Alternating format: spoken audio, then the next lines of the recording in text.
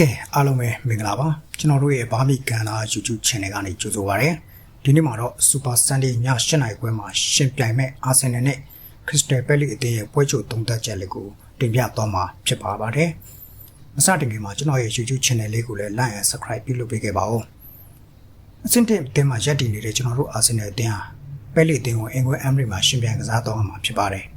ထိတိုက်တွေ့ဆုံမှုအနေနဲ့အာဆင်နယ်အသင်းက15ချိန်နိုင်ထားပြီးပဲလေအသင်းက3ချိန်နိုင်9ချိန်တီးကျထားပါတယ်။နောက်ဆုံး Emirates ကွင်းမှာတူတူနဲ့တီးကျထားတာပါ။ပဲလေဘက်ကတွင်းကိုတွေကိုတော့ရှကင်ဘက်ကဘုံမောက်ကို hat-trick သွင်းယူနိုင်ခဲ့တဲ့မာတီတာနဲ့လက်ရှိအာဆင်နယ်အသင်းသားဖြစ်နေတဲ့အစီကသွင်းယူနိုင်ခဲ့တာပါ။အဲ့ဒီပွဲမှာလည်း Player of the Match ကိုအစီကရယူနိုင်ခဲ့တာပါ။အာဆင်နယ်နောက်ဆုံး9ပွဲကိုကြည့်ရင်9ပွဲစလုံးရာနှုန်းပြည့်နိုင်ထားပြီးတော့7ဂိုးသွင်းပေးဂိုး1ဂိုးသာရှိနေတာပါခရစ္စတယ်ပဲလီအသင်းကတော့နောက်ဆုံး9ပွဲမှာ2ပွဲနိုင်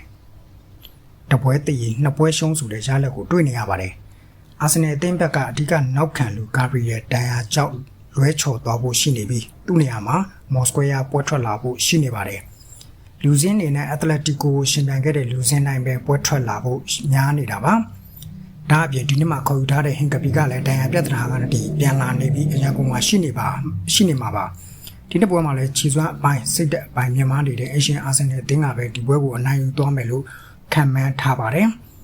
ဒါအပြင်အစီကရောသူ့အသင်းဟောင်းခရစ္စတယ်ပဲလီကိုတွန်းကိုတွေရယူနိုင်မလား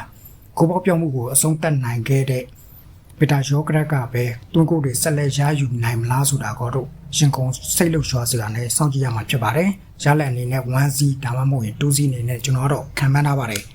အခုလိုကြည့်ရှုပေးတဲ့အတွက်ဒုတိယချင်းစီတိုင်းကိုလည်းကျေးဇူးအထူးပဲတင်ရှိပါတယ်ခင်ဗျာ